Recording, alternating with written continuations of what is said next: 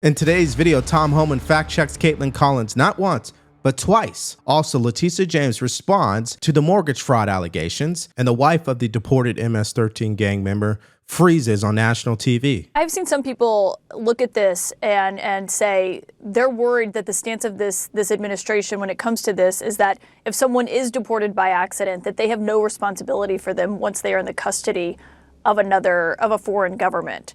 What would you say to that? Well, they're in the custody of El Salvador. He's an El Salvadoran national. He was born in El Salvador. El Salvador has him in custody, and El Salvador decide what happened to him. I mean, again, the El Salvadoran president made it clear he's not going to release him. So again, I'm going to go back. The DOJ, they can fight this out in the courts. As I'm not a part of that. I'm not an attorney. I'm not a prosecutor. So we'll let the courts, decide what the next steps will be. Even though it was a U.S. immigration judge who said the one place he can't go is El Salvador. I mean, he could have been deported literally anywhere else. Again, we can keep going back and back, but again, that was years ago. Country conditions were different. That gang no longer exists in El Salvador. He had been designated a terrorist since that time. 2 different federal judges said he's an MS-13 member. A police department said he's an MS-13 member. ICE data shows he's an MS-13 member. El Salvador says he's an MS-13 member. As you know, MS-13 has been designated terrorist. The case says that the facts of the case have changed since that first decision. So again, I'll leave it up to the DOJ to argue that case in court, but that is where I stand, and that's my belief. Yeah, so that's Tom Homan fact-checking Caitlin Collins, and you think because she's supposed to be a journalist that she would know these things already. So why even go down this line of questioning with the border czar?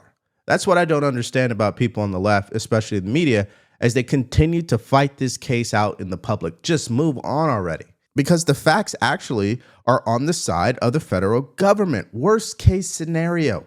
He comes back, he gets deported again. Is that a win for Democrats? Really? That's not a win. That's a win for the American people that we're still deporting MS-13 gang members. It's just sad. Now, he goes on to continue to correct Caitlin Collins. Take a look. So we have 2 judges here. That's Judge Boasberg's ruling that we found yesterday that the president was asked about. The other judge here, the federal judge in Maryland, Judge Zinnes, has been criticizing the government this week for what she says is doing, quote, nothing to return Kilmar Abrego Garcia to the United States. Are you personally aware of any steps that have been taken to facilitate his return to the United States? Look, I think he's a citizen of El Salvador. He's in El Salvador. He's home. He's an illegal alien with a final order of removal. He's a MS-13 member, which is now classified as a terrorist. So we removed an illegal alien, MS-13 member, who has a final order of removal issued by an immigration judge to his homeland. Yeah, so we've gotten to a point where the media doesn't care about the facts. It's about the narrative. The narrative is that President Trump is disappearing people in the middle of the night, people who are just law-abiding citizens. They're not part of any criminal activity or organization. But when you actually continue to see the evidence against Mr. Garcia, where clearly when you look at his fingers, right, where the tattoos are located, you could see that this represents what? MS-13. But hey, he was wrongly deported, right? That's what Democrats want us to believe. And he should be returned, and he should be given his day in court when that's already occurred. And to even make my point even more, that he already received due process, listen to this take. Well, if I could just briefly about the Garcia case, he did have due process. Everything we know about him is documented because he did go through the court systems. He was stopped for trafficking. His wife did file these domestic violence charges against him. He was arrested with MS-13 members with a roll of cash that had the eyes and the ears and the mouths of the presidents erased, which is an MS-13 markings. This is all non-disputed. So nothing you're talking about doesn't stop halfway. But I'm saying he already got his due process, and he got a deportation order. No. So the process isn't finished because the judge told them not to do it. So due process doesn't stop when you like the outcome. It's a whole process. So that's why we have what you guys are doing. Like when they side with the criminals, it's due process, and when they side against the criminals, suddenly they didn't. I've been giving this a lot of thought. Now, after everything we know about this case, given all of the rulings, including the Supreme Court, we will conclude that President Trump and his administration is not wrong here. Because if he was wrong, the Supreme Court would have wrote it verbatim. The Trump administration is wrong. They have broken the law, and they should return the man effective immediately. They didn't write that. They wrote the word facilitate. You don't think they know what they're doing? They had to preserve the credibility of the judicial branch, which, Democrats are literally destroying that every single day with lawfare, and at the same time not impede the executive branch. Now, here is Mr. Garcia's wife going on to ABC this morning and saying this. And how did you learn that he was detained? He made a phone call to me, and what we thought was a regular traffic stop was not a regular traffic stop. And we know that the administration, they're resisting a court order to bring your husband back to the U.S. They say your husband's a member of the MS-13 gang. Is he a member of the MS-13 gang or any other gang? No, he's not. And I know this is a sensitive question, but I have to ask it. You did take out a temporary order of protection against your husband in 2021. Were you in fear of your husband?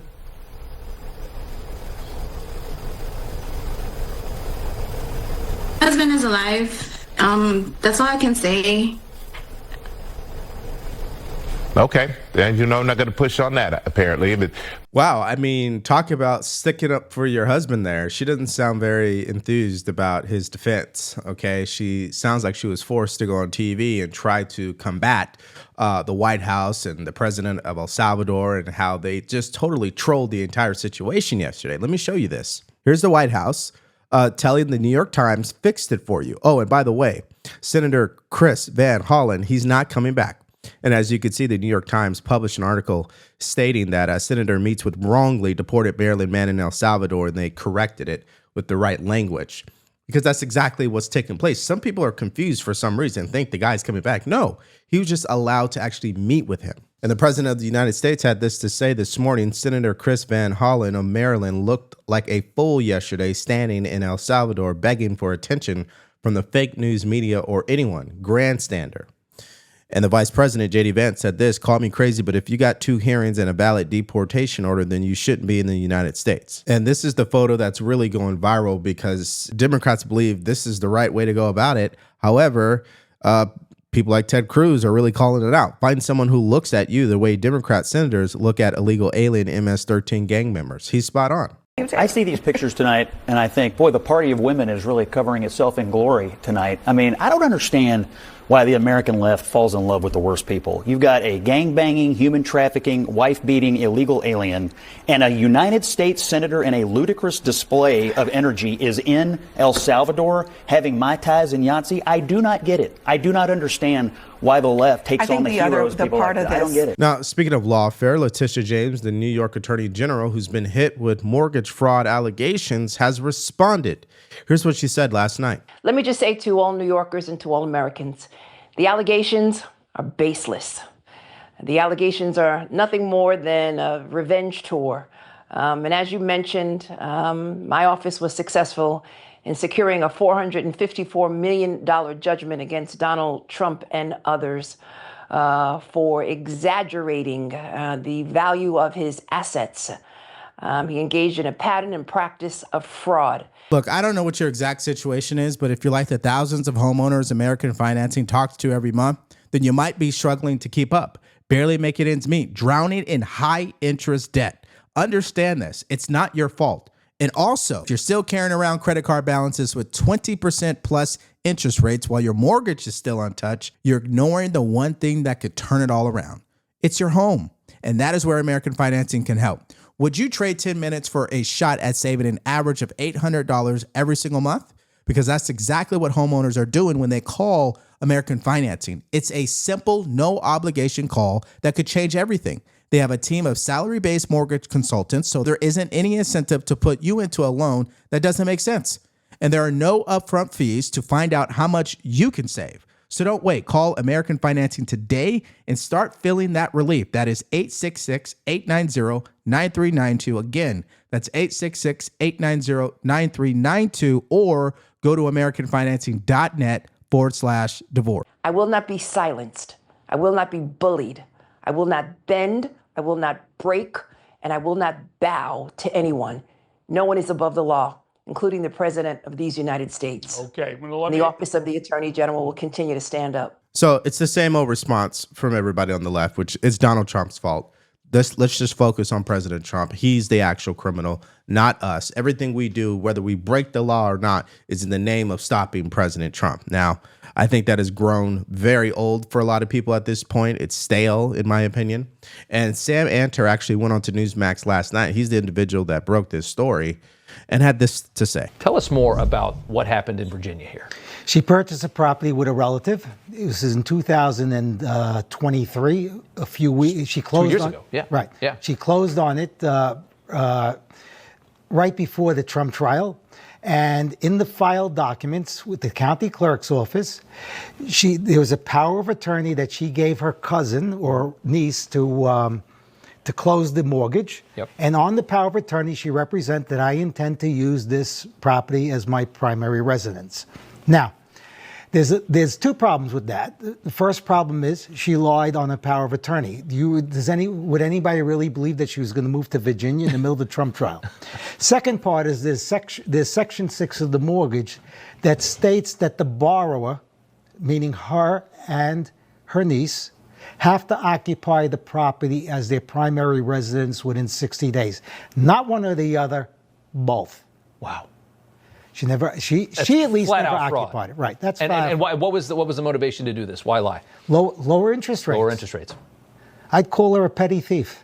A petty thief. Yeah, so as I stated, I don't even think it's a question at this point whether she did something wrong and broke the law. I think the question is, will she be prosecuted? I hope the answer is yes, because she did that to President Trump. And we know how that turned out, right? Okay, so now that it's been 24 hours since that tragedy from yesterday at Florida State University, we have more disgusting reactions and also a fact check to show you. Now, here is the vice chair for the DNC going on to CBS and saying this. For them, because we go out there as Democrats all the time and say democracy is the most important thing. We have to defend democracy. We fail to acknowledge that this generation, democracy is what put us through school shooter drills and school shootings. It's what's put us through the climate crisis and so much more. What we have to do is prove that democracy matters by standing up to the special interests that are killing the American dream and making our young people lose faith, not only in our party, but the future of this country. That is why we're doing. So when I hear school shootings and climate change and democracy all in the same sentence, I know this guy doesn't know what he's talking about. And he's just spewing talking points, okay? I guess he's arguing against democracy. I don't know where he was going with that. But listen, I don't understand why we just can't stick to the facts about the laws in place in Florida that actually prevented this from being even worse than it was. 2 people did lose their lives, unfortunately, and that's sad. But it could have been way worse, and it took a Democrat to explain why that is. Listen to this. I want to point out one thing, though. He was 20 years old. He had to take his mom's handgun because that was the only access to a weapon he had. Because of the Marjorie Stoneman Douglas school safety bill, he was unable to go to a gun store, buy 2 AR-15s, unlimited rounds of ammunition, and body armor. Had he been able to do that, had the law in Florida not existed, what we saw at FSU yesterday wouldn't be 2 people, it'd be 30.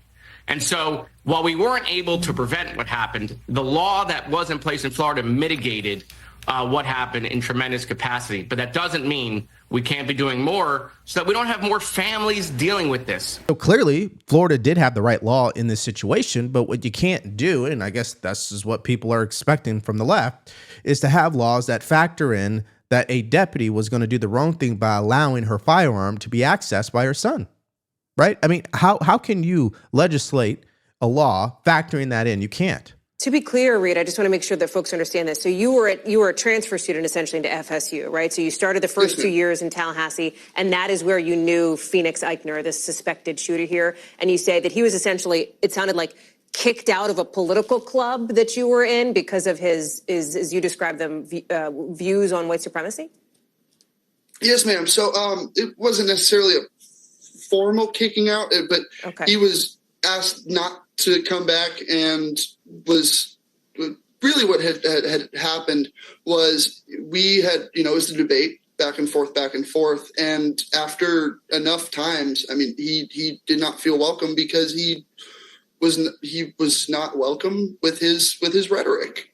We allow people of all, beliefs, creeds, whatever. And he somehow found a way to not fit the bill on everyone else. So in other words, he was an unstable individual. Okay. And that continues to be the theme behind majority of these shootings. You can make all the laws you want, but you can't legislate someone who has a mental health crisis. How do you stop that? And we just saw in Frisco, Texas, you don't need a gun. You can kill people with a knife as well. So as for Democrats to continue to double down and say, well, it's democracy, it's Republicans, it's the laws, that's a lot of bull. Okay, let's get to the heart of the issue. Why are young adults so depressed? Why are they willing to turn to violence, right? Why are we not talking about that? That's all I'm saying here. Now, in this next story, this is Elizabeth Warren threatening to take away President Trump's tariff authority, and she attempts to break it down for CNBC. Take a look. First crack in the wall. McConnell. We got 4 Republicans who crossed the aisle that gave us a majority. But it ultimately doesn't matter. What do you mean it ultimately doesn't matter? This is the law. I'm Because still it didn't kind of change his Constitution policy. 101. No, but he has the authority, ultimately. Well, no, he does not. That's the whole point. He does not have the authority if Congress does not let him keep this authority. We can take this away. Yeah. He has declared an emergency. That's what gives him the authority. Otherwise, it belongs to Congress. So let me get this straight. Elizabeth Warren is arguing that they should remove Trump's tariff authority. This is the same authority that's allowing him to negotiate a better trade deal that ultimately will benefit middle America and working class individuals. This is the same tariff authority that is obviously encouraging these bigger organizations and manufacturers to build here in America.